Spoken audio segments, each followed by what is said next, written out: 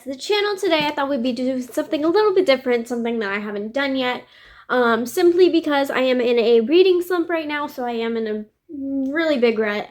That being said, because of that, I haven't been wanting to read what I usually read, typically, which is romance. And you know, I really, really enjoy romance. That's pretty much like one of the only things I read most of the time. So I thought we would find books that are out of our comfort zone and we would read them. And with that being said, I have 2 books picked already. I don't know how long this video is going to go, but these are going to be the 2 books I'm going to read that are outside of my comfort zone. So we have The Silent Patient by Alex Michaelides, and then we have The House of the Cerulean Sea by T.J. Klune. I know this one's kind of like a mystery / thriller, and then this one's kind of like a fantasy-ish. So I picked up these books hoping that these could get me out of my rut. I'm going to read the back to The Silent Patient first, just so I can get like a good idea, because I haven't read the back yet. Alicia Berenson's life is seemingly perfect until one night when her husband Gabriel Cup returns home late from work and Alicia shoots him 5 times in the face and then never speaks another word. Dear God. Alicia's refusal to talk or give any kind of explanation turns a domestic tragedy into a mystery that captures the public imagination, and she, the silent patient, is hidden away from the tabloids at the Grove, a secure psychiatric unit in North London. Criminal psychotherapist Theo Faber is captivated by Alicia's story and jumps at the opportunity to work with her. Her determination to get her to talk and unravel the mystery of why she shot her husband will take him down a path more unexpected and more terrifying than he ever imagined. I have heard good things about this one, so that's why I kind of want to read it too. So I'm really excited to actually get to this one. I think this is going to be the first one I read out of the 2, actually. And it doesn't seem like it's really long. Yeah, it's got like 350 pages. And now I'm going to read The House of the Cerulean Sea by T.J. Klune's blurb. And before I start, I just want to mention I love the sprayed edges right here. A magic island, a dangerous task, a burning secret. Linus Baker is a by-the-book caseworker in the department in charge of magical youth. At 40, he lives in a tiny house with a Davies cat and his old records for company, but his quiet life is about to change. Linus is summoned by extremely upper management and given a curious and highly classified assignment: travel to an orphanage on a distant island and determine whether 6 dangerous magical children are so dangerous, in fact, that they're likely to bring about the end of days. When Linus arrives at that strangest of islands, he's greeted by a series of mysterious figures, the greatest mystery of which is Arthur Parnasius, the master of the orphanage. As Linus and Arthur grow closer, Linus discovers the master would do anything to keep the children safe, even if it means the world has to burn, or worse, his secret comes to light. The House in the Cerulean Sea is an enchanting love story, masterfully told about the profound experience of discovering an unlikely family in an unexpected place and realizing that family is yours. So, getting kind of romance vibes. I don't know how deep that romance is going to go. I kind of hope that it doesn't go. I hope it doesn't delve so deep into the romance that it's the main plot, because I feel like I'm just like kind of like sick of it for right now. I kind of just want to try new things right now at this point, and it's given me also found family. A little bit of a suspense thing, I guess, as well, but you know, we'll see when we read it. So these are the only 2 that I know for sure I'm going to read. I may pick some more if this video still has time, but otherwise I'm going to get reading. Okay, so I just read the prologue of A Silent Patient, and with the prologue it comes with Alicia Berenson's diary, which throughout the prologue she goes through and she's just like, I don't want to call it a diary, I don't want to call it a journal, I don't know what to call it, because I feel like if I call it that, it's going to become a chore. It's going to become something that I don't want it to become. It's going to seem juvenile. And so we just decide to call it one that something writes in. So that way it doesn't have a name, it just feels like comforting. It doesn't feel like a chore. But within the prologue, I'm assuming Gabriel's the husband. that she ends up murdering. I don't know if it's actually her that murdered it, because this is a mystery slash thriller, so some things may always not be what they seem. But within the prologue, she seems to have like depression or at least anxiety when it comes to her life. And then I noticed in the prologue as well that she's in love with him as well, but then she starts trailing off, and then she stops herself and she's like, no crazy thoughts here, only happy positive thoughts, which is kind of contradicting in a way, I feel, which is why I'm kind of like, what? Because you didn't know what to do, you didn't have any ideas, you don't know what you really thinking about, and your husband gets you a journal to write about how you feel, and you're saying only happy positive thoughts, no negative thoughts, which I feel like that's kind of what a journal is for, is to kind of work yourself through things, which we're not calling it a journal, but I'm going to call it a journal because I'm not going to remember to call it something that we write in each time. I feel like she's kind of contradicting herself there with the idea that no crazy thoughts in this journal, no showing our true self. We're just going to remain happy, positive, normal. I would like to emphasize that she says normal thoughts that are going to be in the journal. So I'm about to read part 1. So I'm going to go ahead and start reading chapter 1. And I'll get back to you guys. I'll let you know how it's going. Hey guys, it is the next day. I just made it to page 91 in the silent page sheet. I am on chapter 7 of part 2. And I'm actually really enjoying it so far. I don't have any reservations about it. I'm actually kind of enjoying it, which I'm kind of surprised because of the fact that I don't normally typically enjoy books like this, but it has definitely caught my attention, and it's good that it has done that. It is staying that way, so that's why I'm also currently enjoying it. I'm going to try to get some more pages done. So I do have a few...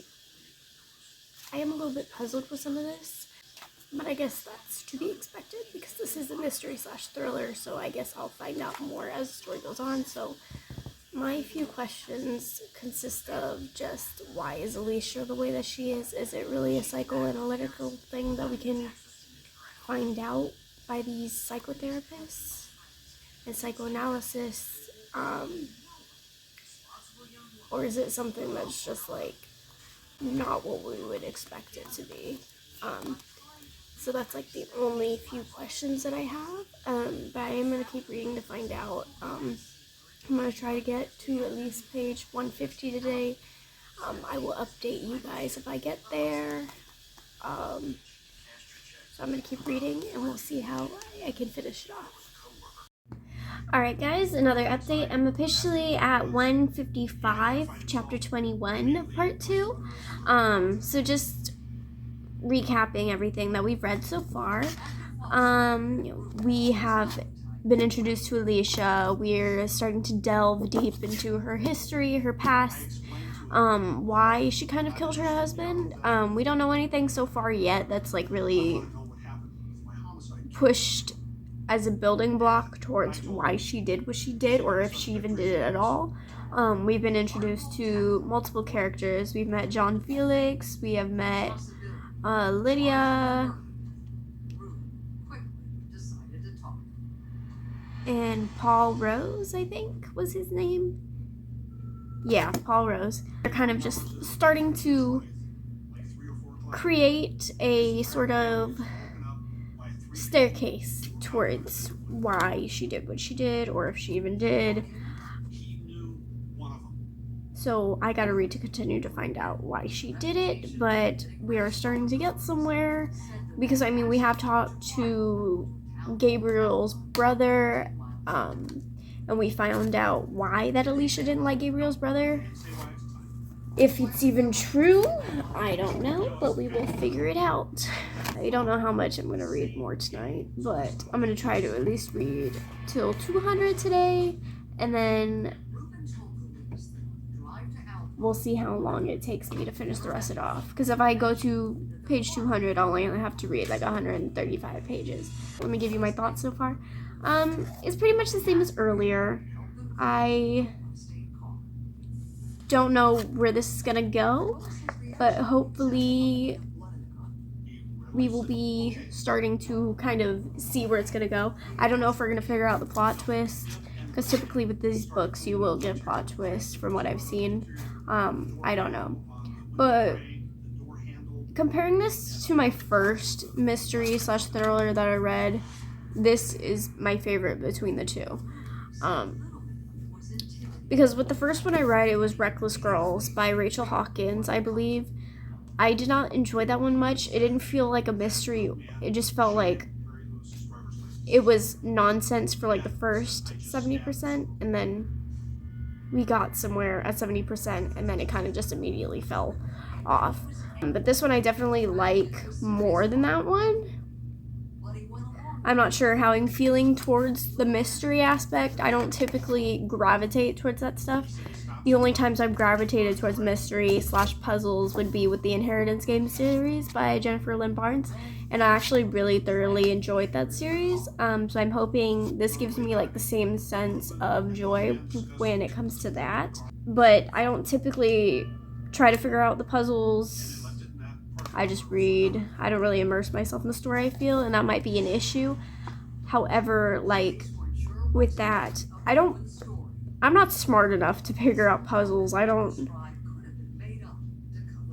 see where things come in, but as I look back, I can be like, oh yeah, I guess that makes sense, blah, blah, blah, blah. So I am going to try to go ahead and start reading to 200, or maybe even a little bit later in the story as well. I just got to figure out my footing with this book. I am enjoying it so far, though. That is at least good.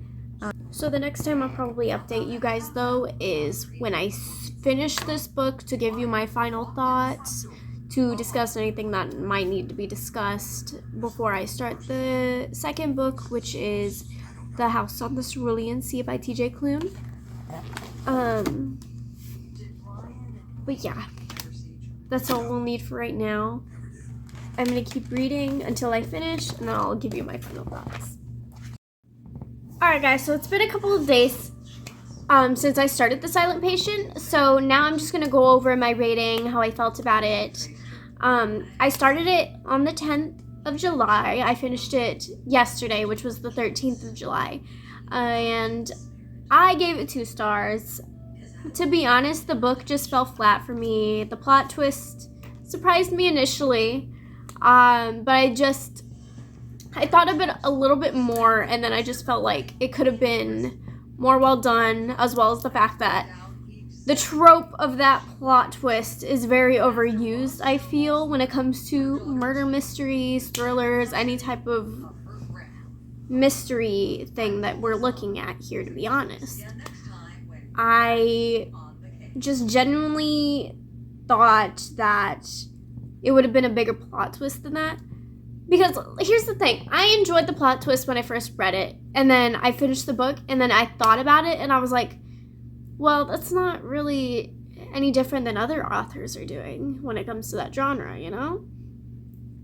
However, when it comes to that book, I do feel like I did like it more than my first mystery / thriller, which was Reckless Girls by Rachel Hawkins. So you have the main 4, but we don't get as much input, I feel. Because why did Theo want to work at the Grove if it wasn't to keep Alicia quiet? You'd think he would want to work at the Grove to get Alicia quiet. But here comes to my other question. Why did Theo want Alicia to talk? Like, if he ended up doing all this at the end, why did he want Alicia to talk, you know? So it's kind of confusing, I feel. There's a lot of questions that I have when it comes to this book, but these were the main 2. I don't remember any of my questions, because to be honest, I forgot most of half of what happened in that book after I finished it. Because I just didn't enjoy it all that much. I don't know. I just know I gave the book 2 stars. I finished it in 3 days. I don't know if I'll ever reread it, ever. it kept my attention, but also didn't keep my attention, you know? When you're kind of in the midst of it and you're just trying to get through it, but you feel like it's keeping your attention, but it's also kind of not. The reason why I say yes, it did keep my attention was because it had a good premise. It really did. However, I feel like it wasn't executed as well as it could be. And some of the characters were fine. However, most of the main characters, which include Theo, Alicia, Gabriel, and many more characters that were in this book, I felt like they weren't fleshed out. They just felt like words on a page because of the fact that the characters felt lifeless. They didn't feel like they had any sort of meat to them. Like, they felt dull as all hell, to be honest with you. And if I'm also being honest, Theo, who was the main protagonist, he did ramble a lot. And I do feel like most of the conversations, last events, were really unnecessary when it came to this. And as well, coming back to the main plot twist, I felt like if we led with that, which was the plot twist, even though I know, look, you're going to hate what I'm going to say for a second, but I'm going to explain it to you why I feel this way. I felt like if we led the story out with the plot twist at the beginning, I feel like I would have enjoyed it way more, and we could have fleshed it out from there. It felt like the plot twist was built around, the whole story was built around the plot twist, and that just didn't feel natural. I feel like you should go through, figure out how you want to do things first, and then make your plot twist feel organic. Because I feel like it felt very unorganic with the way that it was led to the plot twist, and then after the plot twist, it felt like the ending was rushed. So that was another thing I didn't enjoy, because I felt like 30 pages after the plot twist, the story ended. That's it. And even though the ending was rushed, the rest of the book was very slow. So I feel like it could have been compacted a little bit more, where there was more mystery, I feel, and more things happening that weren't like slow, boring. Like, you could have made this book a lot shorter if you just did it like that. Another point is it felt very overhyped. I've heard so many good things about this book initially before I read it, and it's actually been sitting on my shelf for about 2 years.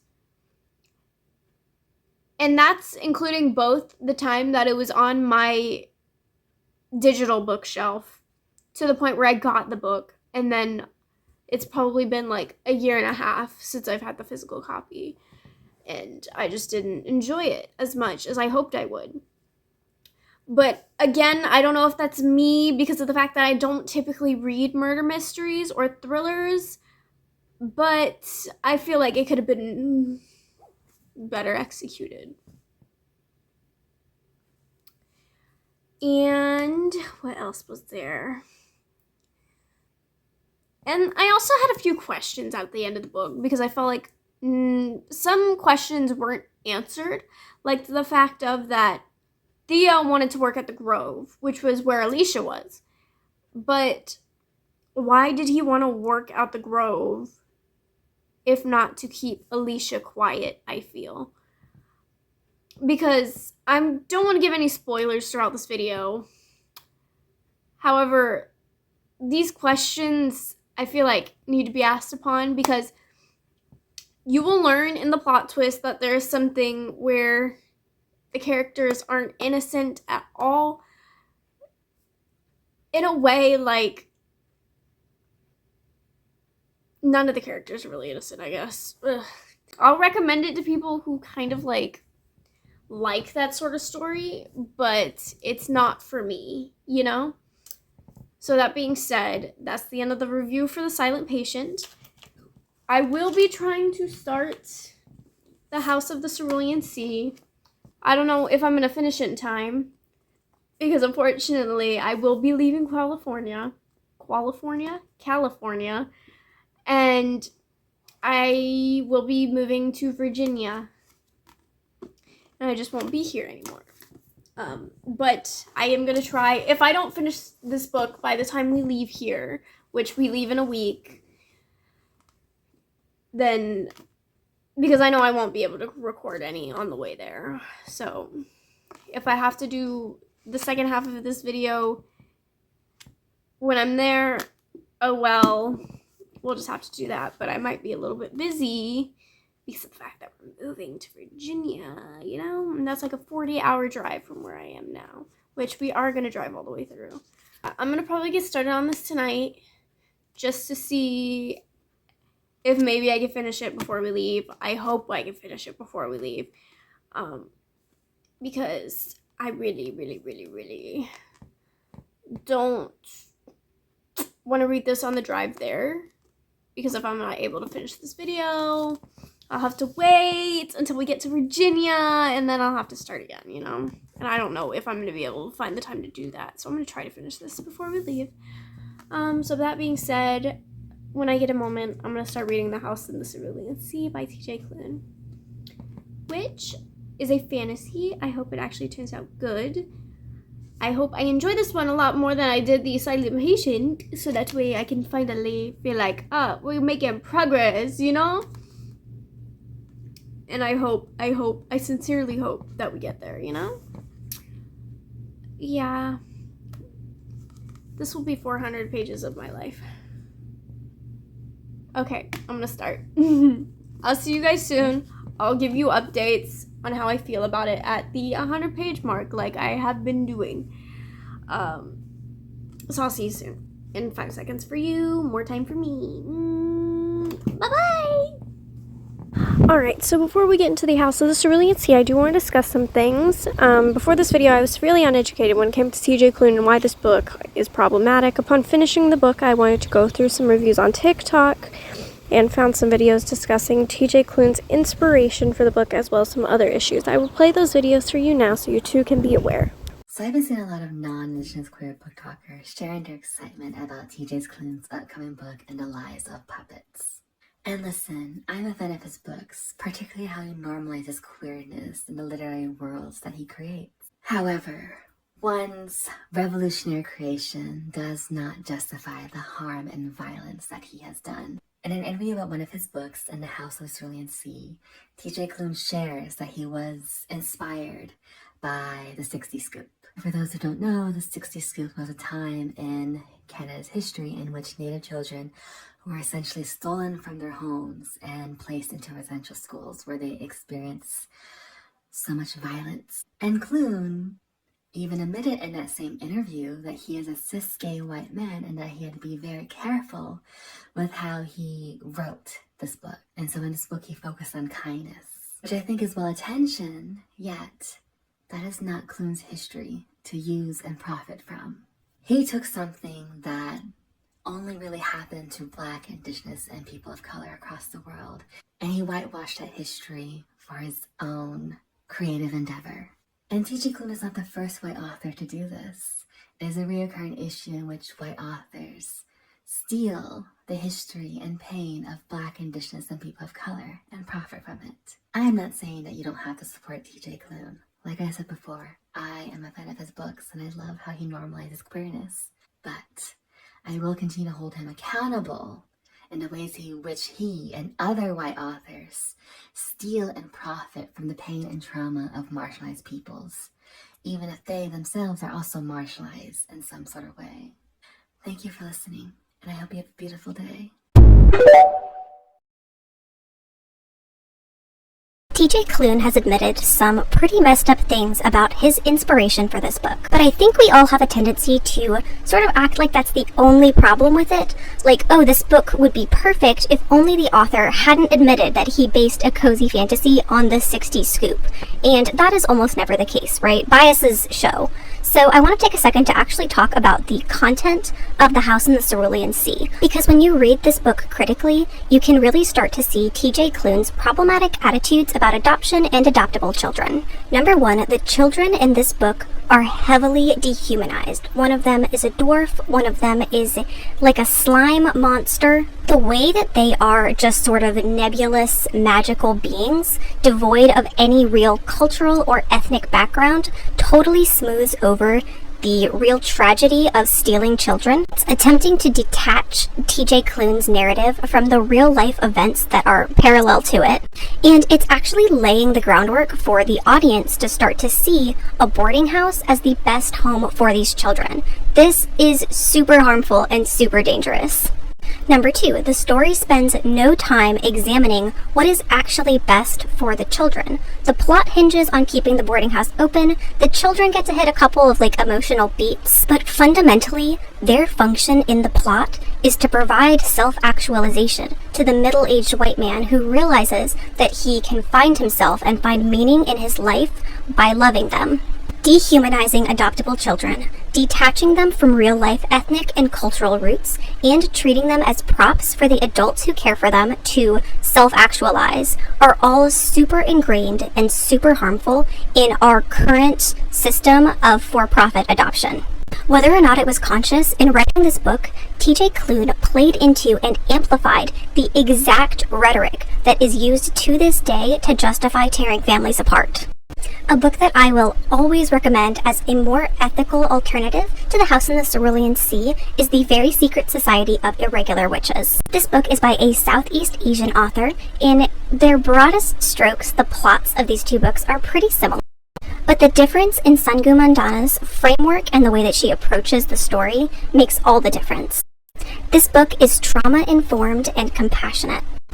The story hinges on reducing the disruption and trauma in the lives of the children, and most importantly, the children read like actual human people with backgrounds and needs, and the story revolves entirely around the adults serving the kids rather than the other way around.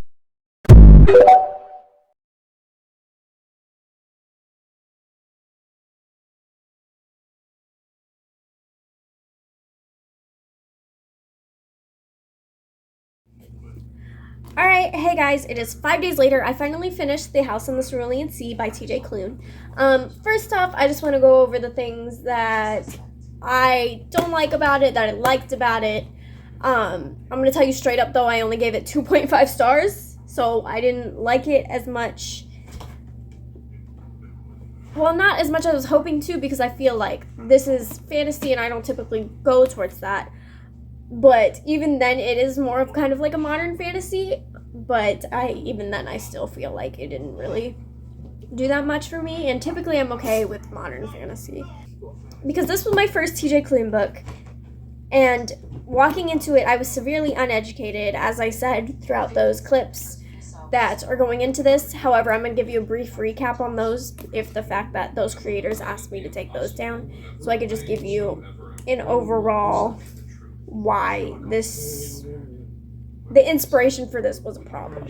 I think, out of context, if you didn't know that, it is cute, but then after you finish reading it, you do realize the problems with it. And the whole thing, I feel, is just stepping stones for the lead white man to have a self-actualization with the kids as well, because the plot is this middle-aged, well, not middle-aged, he's like 30, 40, and he is a caseworker for magical youth.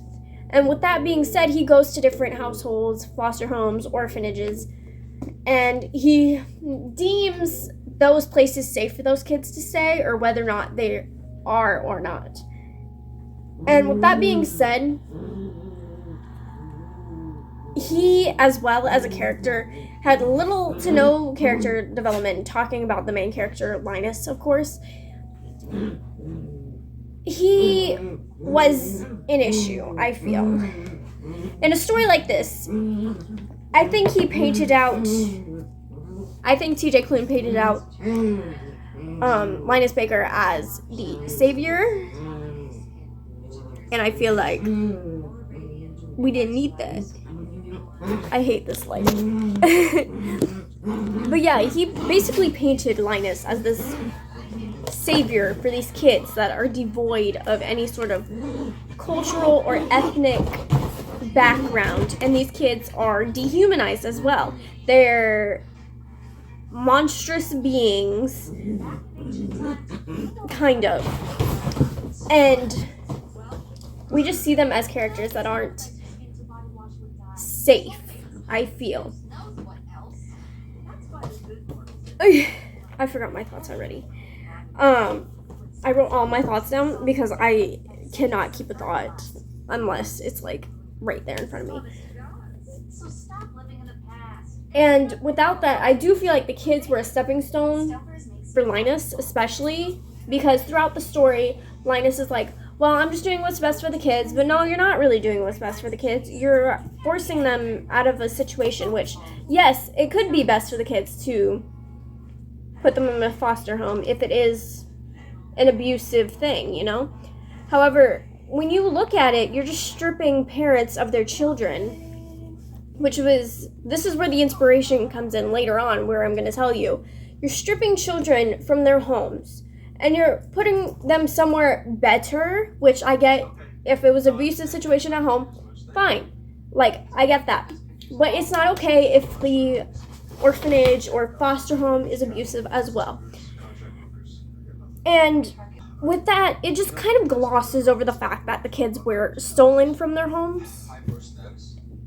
If we think about it in a positive manner, where their home lives were great and then taken out because they're magical beings and they're placed in foster homes, which is not okay. It just glosses over the fact, and it just attempts to make it seem like foster homes / orphanages are the best place for these kids, and it kind of just devoids them of any sort of human emotion.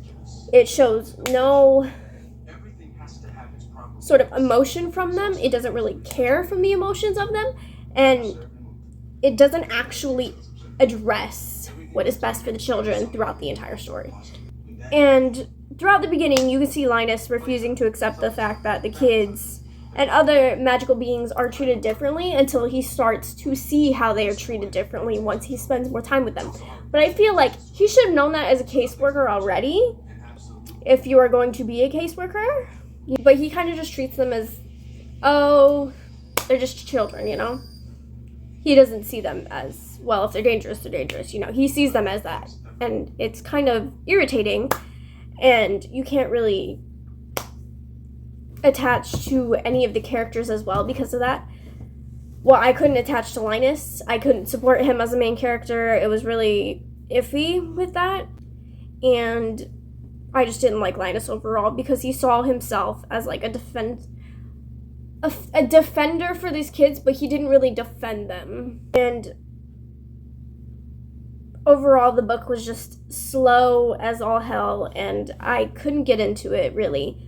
I read it within 3 sittings of 132 pages just because I was just like, let's just get it over with, yeah. Because I definitely didn't want to read this in 1 sitting. And then coming out of that, where I was talking about forcing children out of their homes, we're going to walk into why TJ Klune is problematic when it comes to this book. Because for his inspiration for the book, and let me tell you, I started reading this book, I have no knowledge of this, and then I finished it, and I was like, looking through TikToks for reviews of it, and to YouTube on the book side to see what other people thought about this book. And it comes up that the inspiration for this book is the 60 Scoop, which is a horrible event in our history. And it's a piece of Canadian history in which Native children were forced out of their homes and basically put into residential schools, foster homes that were horrible, engaging, and it just put them into a lot of harm and violence. And it just basically like shows the kids that nobody cares about their culture. Most of the children were forced to stay in foster homes where they were denied their culture and heritage because their foster homes were looking at non-Indigenous people when all of the kids were Indigenous. And we're looking at those people. We're looking at POC. We're talking about Black people as well. And they were just forced into a place where they couldn't express themselves or their culture because they lived in this non-Indigenous home. Klune essentially took this horrible piece of history and he turns it whitewashed in this book, and he makes it like his monetary gain because he's not even indigenous, he is a white man, and he is writing about this, and it's like, it's not your history to write about. He just took their history where actual people suffered and he put it into a book, and I just don't think that's right. I don't think that he should have done that. And with those comments that I showed at the end, he attempted an apology, but he was defensive about it. He could have just went about it a whole completely different way. Like, he could have apologized for it, and he could at least seem like he's sorry for it, you know? And you just took the most inducive way to do your apology, and you just failed. You were defensive about it. And then when something happens recently, well, not recently, it was probably a few years ago, but in something that happens when they bring up the gravestones of these children from the residential homes and you just stay quiet, like, that was your moment to finally step up, and then you don't step up, you know? It also just felt like with this book, it kind of just had little character development, and it felt fat-phobic in a way, too, because Linus, again, white man, a little bit chubbier than other people, and then everybody just keeps commenting on his weight, blah, blah, blah, blah, blah, and it's kind of just like, oh, yeah, okay. And then when the ending came about and Linus kept Arthur with those kids, I understand it was a good home for them, but I also feel like, considering the inspiration for this book was the 60 Scoop, it's kind of just playing into the fact that you were saying that it is justified to tear these families apart, and you're just putting kids into foster care, and you don't know if these are safe homes for them.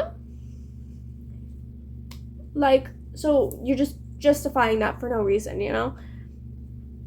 Because what happens if these kids went into an abusive home and that was the book, you know? What if it was literally, quite literally, the 60 Scoop? That shit's fucking sad. I don't think I have anything else to say on that topic. I feel like I've got it all out, but that is one of the reasons why I won't be reading TJ Klune again. So we'll definitely not be supporting or reading any more of these books. And it's funny because, again, as I said, when it says completely uneducated, I purely just bought it for the for the sprayed edges. And then I started reading it for this video, and I didn't even like it, and I still read it through. And then we got to here, and I'm just like, wow, glad I didn't like it. Thank you. Bye. Had his cute moments. Well, not his cute moments, but those moments where I would laugh, you know. I feel like if you went into it without that knowledge, maybe some people would like it, and I hope those people get educated on the book after. If you still like it, okay, whatever. But I just secondhand his books or something, you know? Like, separate the fiction from the author, but also don't completely separate it, because obviously there is some stuff in the book where it does kind of have that harmful, negative way of setting about things. And I think that could have just done in a completely different manner. All right. Well, I think that's it for this video. I will be leaving California in 2 days' time. So not tomorrow, but the next day I will be leaving California. So I will be saying goodbye to all of my California besties and moving on to Virginia. So I have so many books to read on the trip there, because it will be a 45-hour trip that we're driving all the way through. So that's going to be fun.